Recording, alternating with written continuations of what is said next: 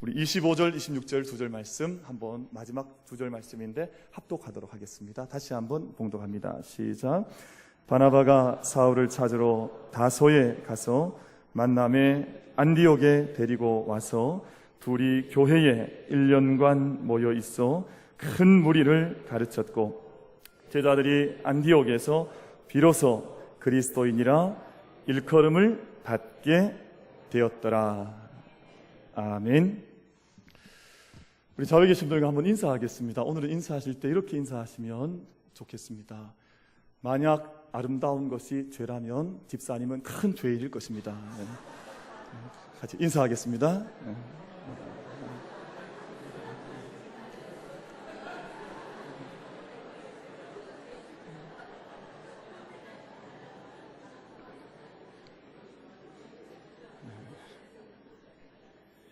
죄인이라 그러는데 되게 좋아하신다 그죠?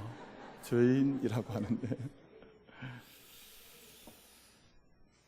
손주들을 키우시는 할아버지 할머니들 이제 주변에서 자주 뵐 때가 있습니다. 그런데 그 할아버지 할머니들 하시는 말씀이 예전에 내 아이들 키울 때와는 전혀 다른 사랑, 전혀 다른 기쁨을 이 손주들을 통해서 맛봅니다 하는 말씀을 많이 듣습니다. 왜 그럴까 제가 생각해 봤더니 옛날에 내 아들, 내 딸 키울 때는 늘 돈이 들어갔는데 이제는 손주, 손자, 손녀 봐주니까 돈이 들어오잖아요. 그래서 기뻐하시는가? 근데 강함이 생각해 보니까 또 그건 아닌 것 같아요. 내 아들, 내 딸 키울 때는 사실은 처음 안아본 생명이기 때문에 내 마음 깊은 곳에 있는 사랑을 다 느낄 틈도 없이 이 아이 잘 키우겠나라고 허덕이며 힘쓰며 달려왔기 때문에 내 마음속에 깊은 곳으로부터 일어나는 자연스러운 사랑의 느낌을 채 느끼질 못하신 거예요. 근데 이제 연세가 깊어지고 또 높아져서 인생을 돌아볼 수 있는, 편안하게 관조할 수 있는 시간이 되니까 내 자녀의 자녀를 통해서 태어난 손자, 손녀에게서 지금까지는 느껴보지 못했던 사랑이 그 아이들 얼굴을 통해서 느껴지는 거죠. 아마 저도 아직 손자, 손자가 없습니다만 그런 게 아닐까 그렇게 묵상을 해봤어요. 그리고 또 한면 이 아이가 날 닮았던 것을 남들은 뭐 엄마 닮았다, 아빠 닮았다 하지만 아이들 키울 때는 그걸 잘 모르거든요. 그런데 손자, 손녀가 떡 튀어나온 걸 보니까 내 새끼랑 똑같거든요. 그러니까 그게 그렇게 사랑스러워 보이는 거죠. 야, 어떻게 내 아이가 또 아이를 낳아서 이런 아이가 태어났을까 하는 마음을 가지시는 것이 아닐까. 그리고 예전에는 그렇게 잘 해주지 못했는데 사실은 아이 키운다고 열심히 양육을 한 것 같은데 내 아이에게 정말 내가 사랑을 다 쏟아 부어줬을까. 미안한 마음이 나도 알지 못하는 사이에 들어서 아마 손자, 손주를 보면, 손녀를 보면 사랑하는 마음이 더 솟아나는 것이 아닐까 하는 생각을 묵상을 통해서 해보게 됐습니다. 아쉬운 마음이 있는 거죠. 그만큼 손자, 손녀를 더 한 번 더 안아주고 싶은 마음이 어른들에게 있는 것일 것입니다.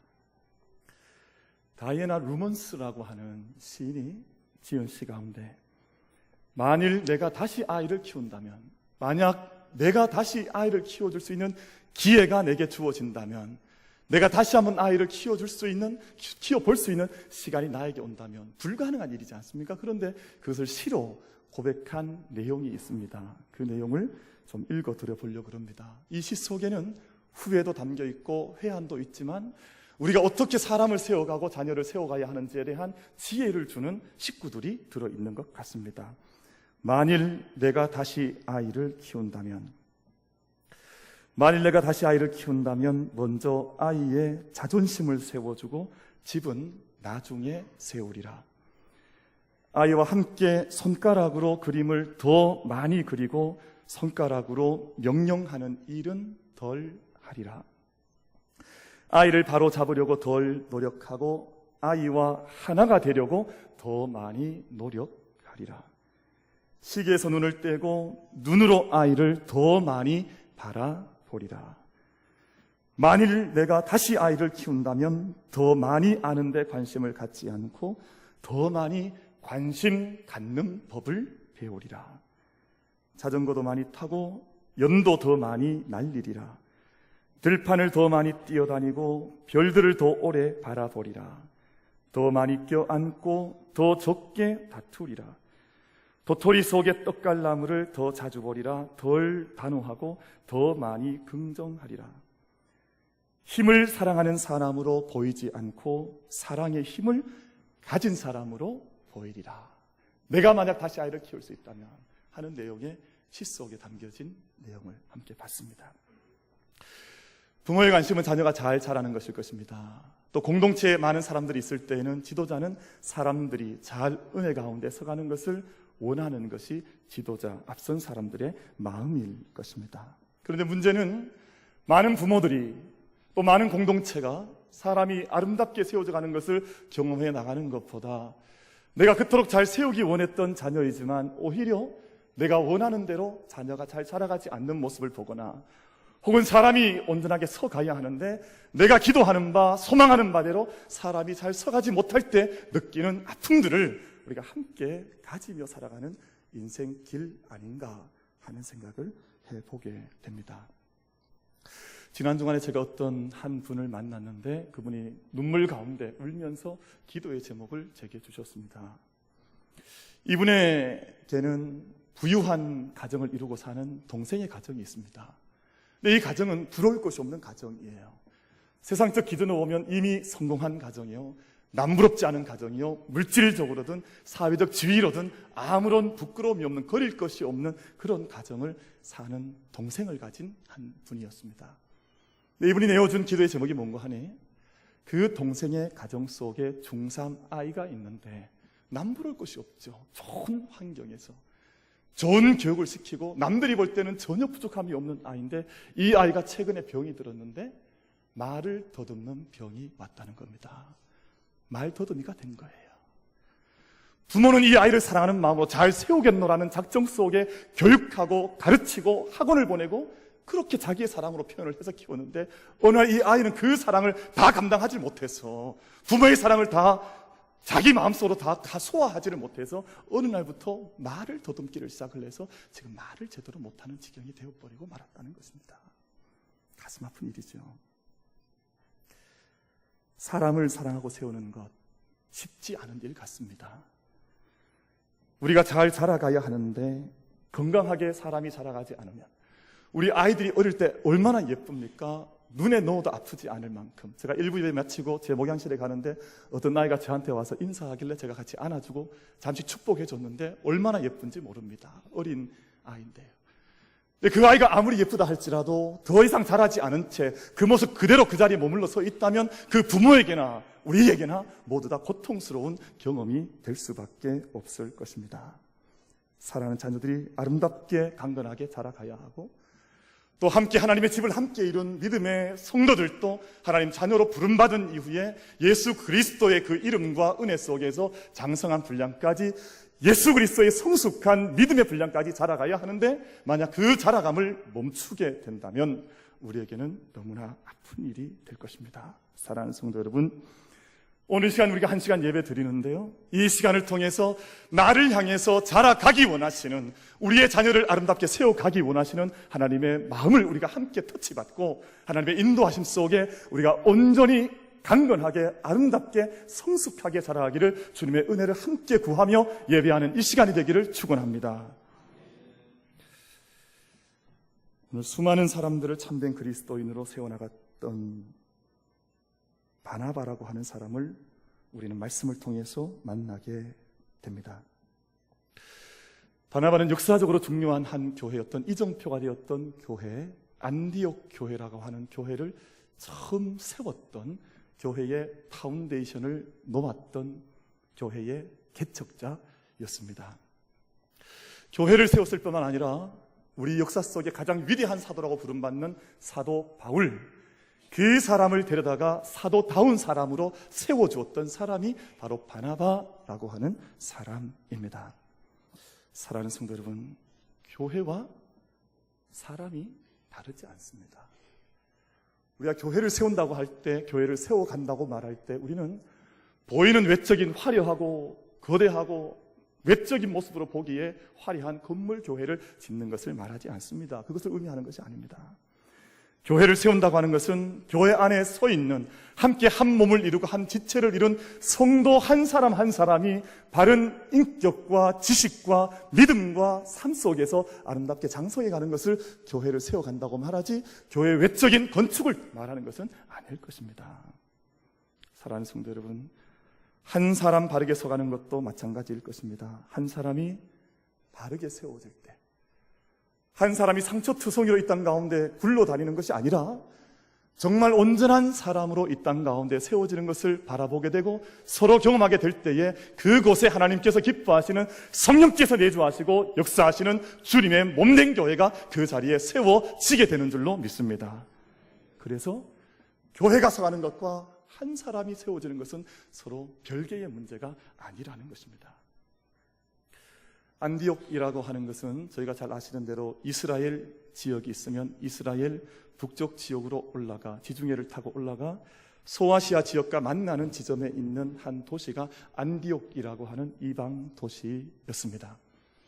이곳에 믿음의 사람들이 환난 때문에, 핍박 때문에 그 핍박을 피해서 디아스포라가 되어서 그곳에 흩어져 오게 되었습니다. 그런데 그 안디옥이라는 곳에서 놀라운 일이 발생하게 되는데, 처음으로 이방 사람들에게 복음이 공식적으로 전파되는 놀라운 일이 역사상 처음으로 안디옥이라는 곳에서 시작이 되게 됩니다. 그 옛날 수많은 선지자들이 예언을 해왔습니다. 그 언젠가 이방인들에게 복음이 들어가게 되면, 이방인들에게 예수 그리스도가 전해지게 되면 그곳에 놀라운 일이 일어날 것이라고 수많은 이사야, 예레미야 같은 선지자들이 예언을 해왔는데, 그 예언이 처음 이루어졌던 도시가 바로 안디옥이라고 하는 도시였습니다. 이사야 56장 7절 말씀을 보면, 우리 같이 한번 이 말씀을 읽어보겠습니다. 이사야가 수백 년 전에 이런 일이 일어날 것이라고 예언한 그 일이 이사야 56장 7절 말씀에 기록이 되어져 있는데, 이 말씀의 예언이 안디옥과 같은 도시에서 일어났다는 것입니다. 우리 한번 함께 말씀을 같이 합독하겠습니다. 이사야 56장 7절 말씀 같이 봉독합니다. 시작. 내가 곧 그들을 나의 성산으로 인도하여 기도하는 내 집에서 그들을 기쁘게 할 것이며 그들의 번제와 희생을 나의 제단에서 기꺼이 받게 되리니 이는 내 집은 만민이 기도하는 집이라 일컬음이 될 것임이라. 아멘. 여러분, 이 말씀 가운데 제일 중요한 단어가 무슨 단어 같습니까? 예습하셨습니까? 어떻게 하셨습니까? 만민이라는 단어가 나오는데 56장 7절 너무너무 귀한 말씀이지요. 이 말씀을 보면 그들을 나의 성산으로 인도하겠다. 기도하는 내 집에서 그들을 기쁨으로 내가 그들을 맞이해 주겠다. 그들의 번제와 희생을 나의 제단에서 기쁘게 받아줄 터인데 만민이 기도하는 집이 될 것이다. 그리고 여기서 말씀하는 그들이라는 이 그들이 누구이겠습니까?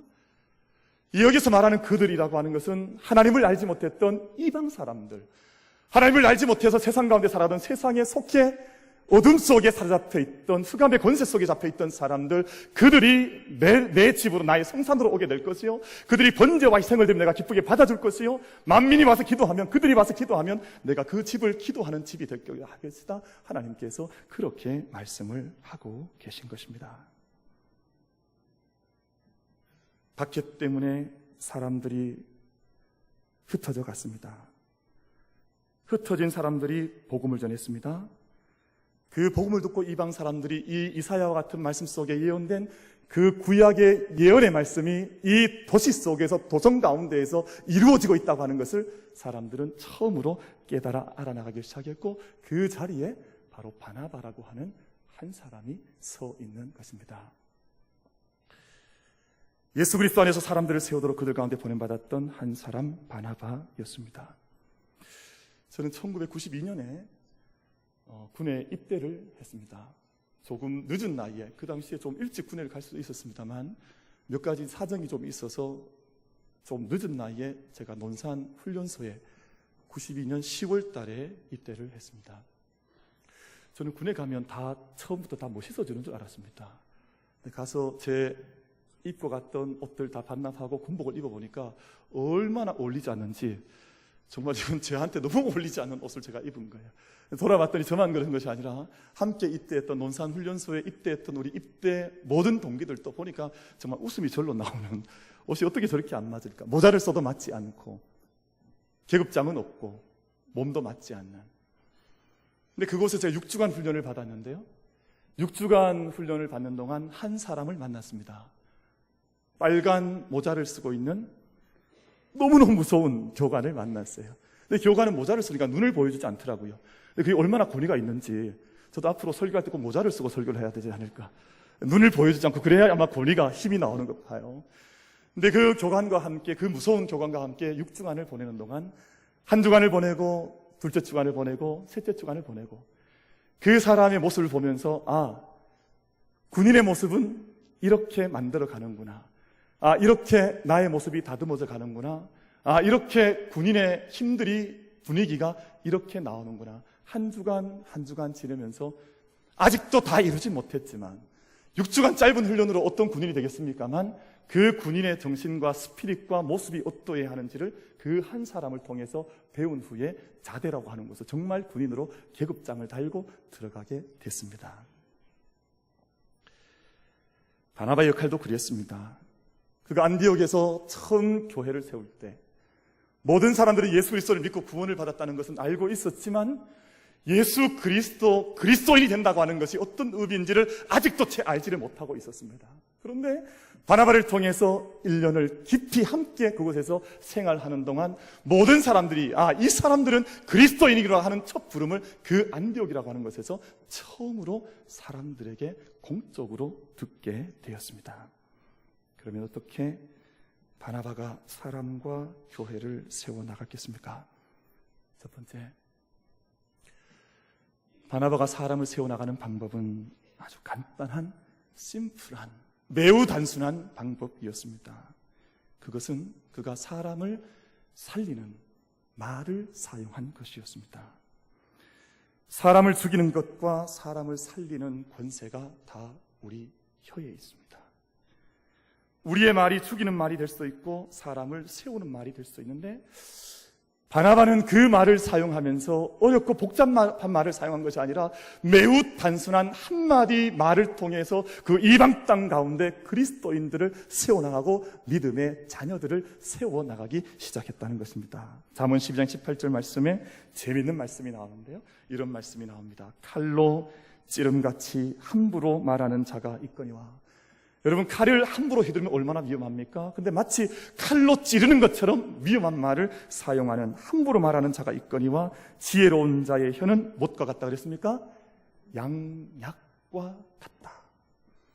우리의 말이 때로는 칼이 되기도 하고 사람을 해치는 말이 되기도 하고, 때로 우리의 말이 사람의 영혼을 붙잡아주며 격려하며 양육하며 축복해주는 양약보다 더 귀한 약이 되어서 하나님 앞에 쓰임받기도 한다고 하는 것을 말씀을 하고 있습니다. 옛날 한잔말 가운데 촌철살인이라는 말이 있습니다. 이 말이 촌자거든요. 촌철살인. 한마디밖에 되지 않는 작은 쇳조각을 가지고 사람을 죽일 수도 있다 하는 그런 뜻입니다. 근데 여기서 말하는 촌철이라는 것은 철을 의미한다기보다는 사람의 말을 의미합니다. 사람의 짧은 한마디 말, 단 한마디의 단어가 사람을 죽일 수도 있다. 그럼 그렇다면 거꾸로 생각해 볼 수 있지 않겠습니까? 짧은 단 한마디의 단어가, 한마디의 말이 사람을 살리는 말이 될 줄로도 믿습니다. 그러지 않겠습니까? 사람의 말이 사람을 죽일 수도 있다면 사람의 말로 사람을 살려 나갈 수도 있는 것입니다. 진정한 사랑과 믿음이 담겨 있는 말은 사람을 살릴 수 있습니다. 그저 허공을 치는 메아리와 같은 말이 아니라 그 말 속에 진정한 메시지를 담고 있는 말을 전한다면 그 말이 사람들 심령에 부딪혀와 영혼을 변화시키는 생명의 말이 될 수도 있는 것이지요. 그 촌철살인이 아니라 작은 말, 작은 뼈 한마디가 사람을 살릴 수 있는 촌철활인이라는 말로도 바뀌어서 우리가 이해할 수가 있는 것입니다. 하나님 말씀에 능력이 있습니다. 마찬가지로 하나님께서 말씀을 통해서 온 세상을 지으신 것처럼 우리는 우리의 말을 통해서도 역사를 이루어낼 수가 있습니다. 바나바는 너무 기쁜 나머지 간단한 말로 사람들을 살리는 말을 내어놓기 시작했는데, 오늘 본문 말씀 23절 말씀을 보면 굳건한 마음으로 주와 함께 머무르십시오. 굳건한 마음으로 주와 함께 머무르십시오. 이것이 23절 말씀에서 바나바가 사람들에게 했던 매우 단순한 한마디 말이었습니다. 우리 23절 말씀 같이 한번 봉독하겠습니다. 23절 말씀 같이 읽습니다. 시작. 그가 이르러 하나님의 은혜를 보고 기뻐하여 모든 사람에게 굳건한 마음으로 주와 함께 머물러 있으라 권하니. 아멘. 주와 함께 머물러 있으라. 바나바는 사람들에게 권하며 그 도성을 다녔습니다. 저는 이 번역보다 지금 이 번역은 저희가 개역 개정 번역이지 않습니까? 근데 예전 개역 성경의 버전을 저는 더 좋아합니다. 주와 함께 주께 붙어 있으라 권했다.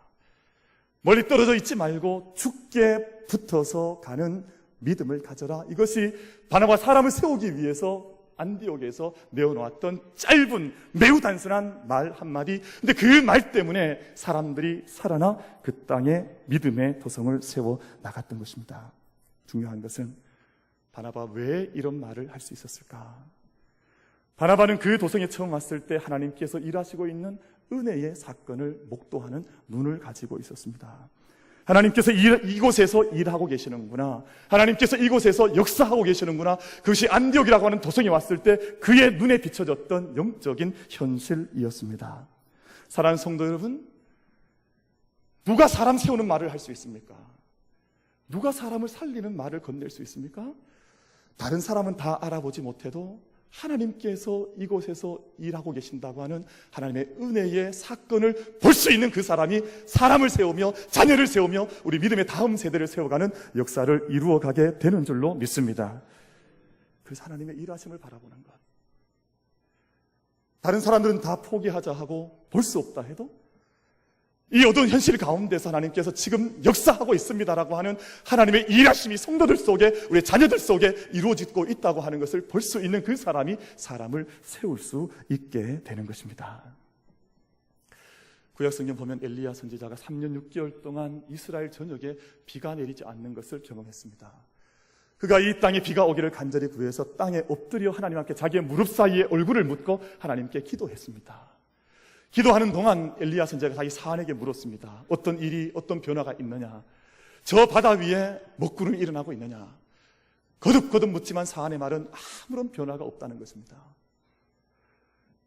기도 가운데 또 한 번을 묻고 또 한 번을 묻고 7번까지 묻습니다.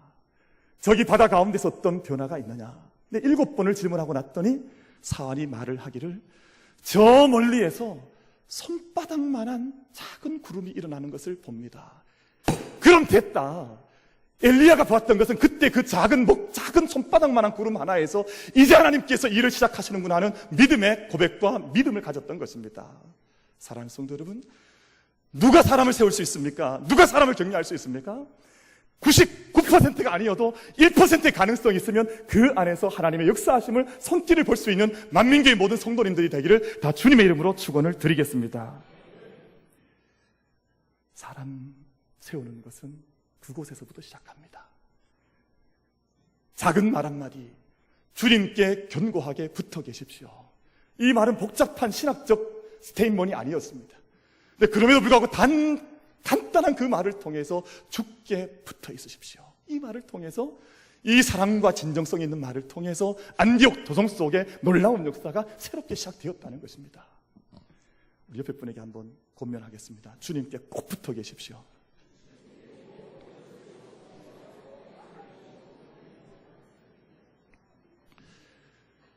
그렇게 말씀하시면 다 떨어져 버립니다. 다시 한번 이야기하십니다. 주님께 꼭 붙어 계십시오. 한번 다시 한번 하겠습니다.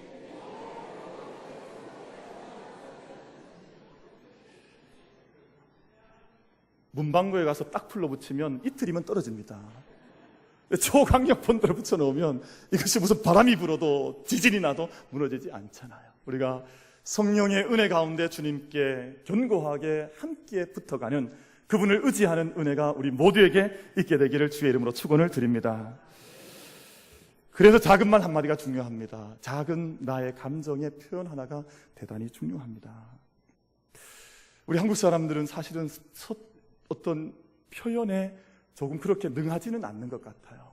미국 사람들, 서양 사람들은 얼마나 표현을 잘하는지 모릅니다. 별로 놀랄 것도 아닌데 원더풀 그러고 뭐 난리도 아니에요. 어메이징, 내가 사랑한다 그러고 표현을 얼마나 열심히 하는지 모릅니다. 근데 우리 한국 팔도강산이 있는데 이 팔도강산 가운데서 가장 표현이 서툰 데가 어디겠습니까?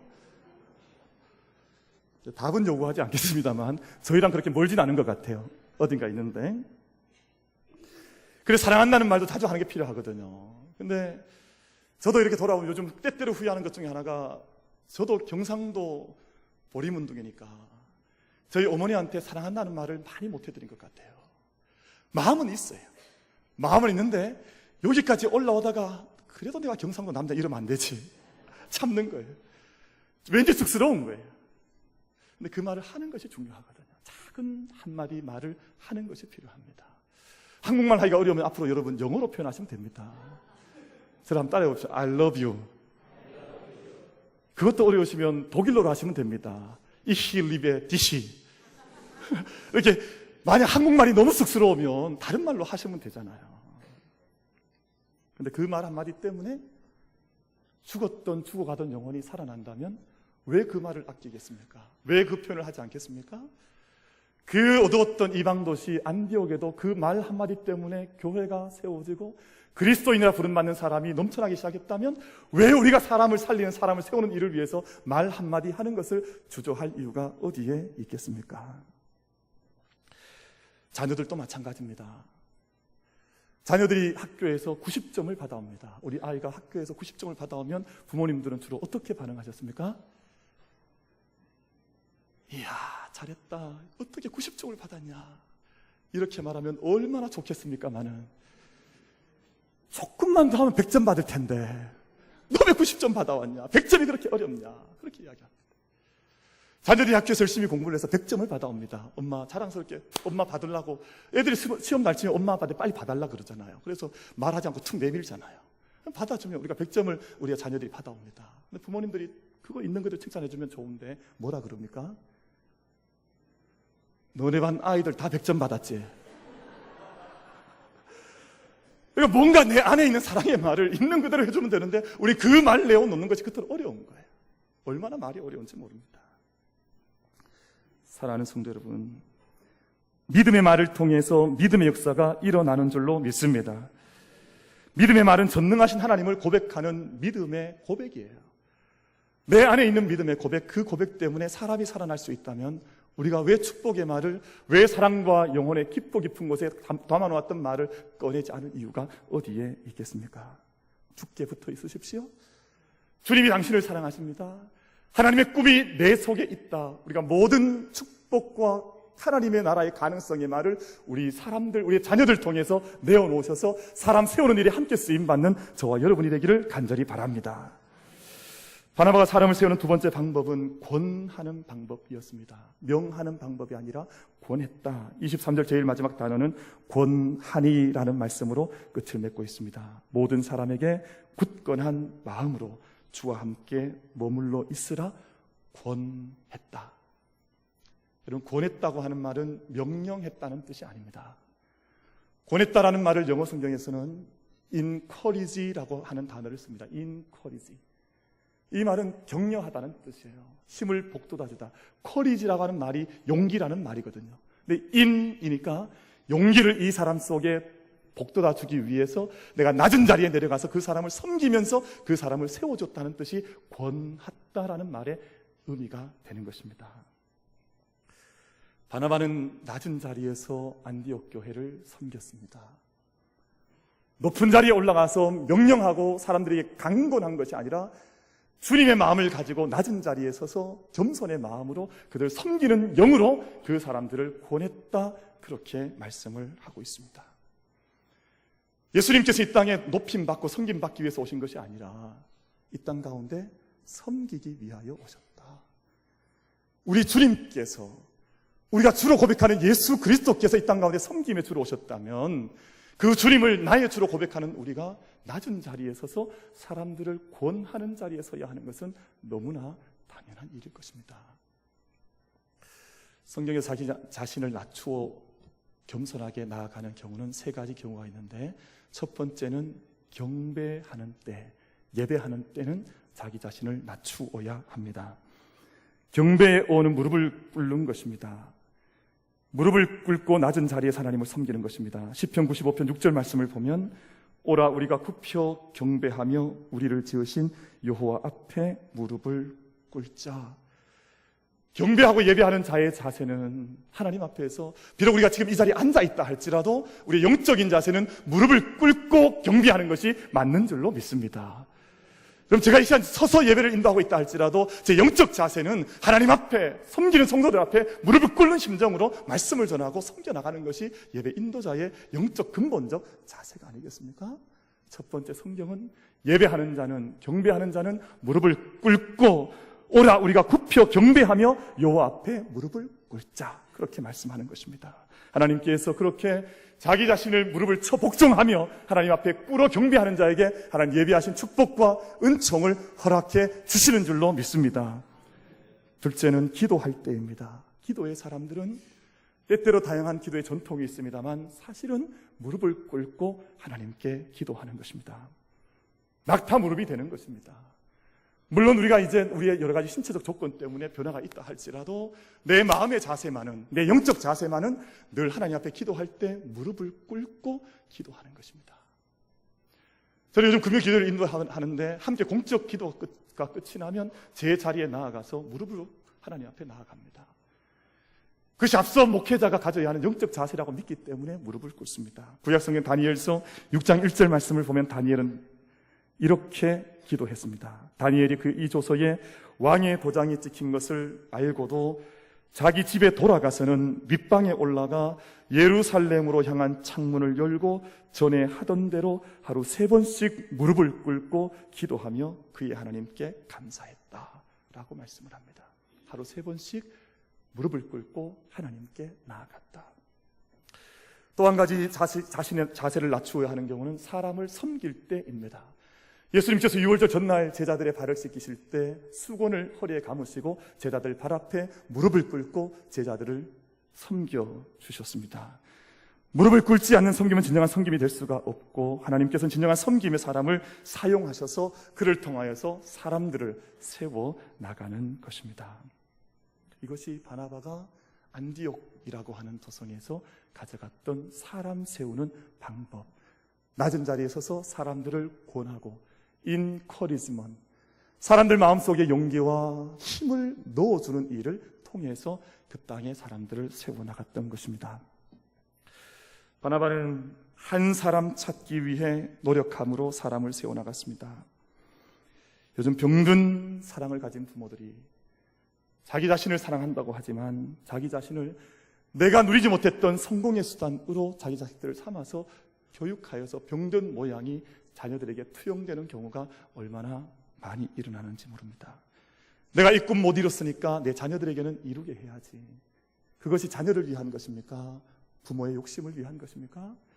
명목상 부모를 위한 것이 맞긴 합니다만 정말 그 안에 이 자녀를 얼마나 사랑하는 마음, 하나님의 마음으로 내 이 자녀를 바라보고 있는지, 아니면 내 안에 아직도 거칠게 남아있는 인간적 욕정 때문에 자녀를 죽음의 자리에 내몰아가고 있는 것은 아닌지, 왜 그렇게 많은 아이들이 뛰어난 대학에 들어간 이후에 자기의 생명을 버려버립니까? 지금까지는, 고등학교 때까지는 부모의 말을 내가 다 들었지만 이젠 나도 성인이 되었으니까 나의 생명을 결정할 수 있지 않는가 하는 것이 오늘 이 세대 젊은이들의 생각 아닙니까? 바나바는 사울을 그렇게 보지 않았습니다. 당시에 사울이라고 하는 사람은 모든 사람에게 악명 높은 사람이었거든요. 핍박자, 박해자, 사람을 죽이는 자. 그래서 그가 구원은 받긴 했지만 사람들과 어울리지 못한 채 다소라고 하는 자기의 고향으로 가서 10년 세월을 홀로 보내고 있었습니다. 아무도 사울을 찾지 않았습니다. 모든 사람들이 사울을 잊고 있었습니다. 근데 그럴 때 바나바가 안디옥에 온 이후에 그 안디옥 사람들을 위해서 한 사람 얼굴이 떠올랐는데 그것이 바로 사울의 얼굴이었습니다. 그래서 다소로 사울을 찾으러 가서 그를 데려와 1년 동안 함께 그곳에서 동역하면서 사람들에게 비로소 그리스도인이라고 하는 이름을 내었던 사람, 바로 그 사람이 바나바라고 하는 사람이었습니다. 사랑하는 성도 여러분, 우리가 그러지 않습니까? 사람의 얼굴을 보면 허점과 실수와 그 사람이 가지고 있는 네거티브한 면만 보이는 사람이 있습니다. 그렇게 보이죠. 근데 가만히 다시 한번 영적인 눈으로 정말 깊이 들여다보면 그 사람이 가지고 있는 허물과 약점은 하나일 것입니다. 나머지 9은 귀한 면이 있는 거예요. 근데 우리가 그 모습을 보지 못하기 때문에 그 하나가 마치 전체인 것처럼 사람을 몰아가고 사람을 팽개치기 때문에 그 사람이 어둠의 자리로 늘 내몰릴 수밖에 없는 것입니다. 만약 바나바가 사울을 보지 못했다면, 10년 동안 다소에 머물고 있던 사울을 찾아가지 않았다면 사울은 바울이 되지 못했을 것이고 역사 속에 그 귀한 인물로 쓰임받지를 못했을 것입니다. 바나바는 사울의 모습 속에 하나 그의 결점을 크게 본 것이 아니라 9가지 그의 아름다운 면을 극대화해서 볼 수 있는 영적인 눈을 가지고 있었던 것입니다. 사랑하는 성도 여러분, 이제 말씀을 맺겠습니다.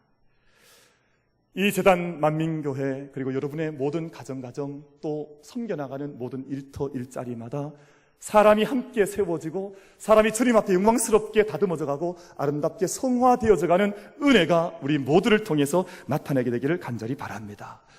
그 일은 다른 것으로부터 시작되는 것이 아닙니다. 매우 간단한 일, 매우 심플한 일, 말 한마디, 주님께 붙어 계십시오. 내가 당신을 섬겨드립니다. 여러분, 우리는 사람을 세워나갈 때 강력한 말로 야단쳐 꾸짖으면 사람이 설 것 같지만 절대 그렇게 사람이 변하지 않습니다.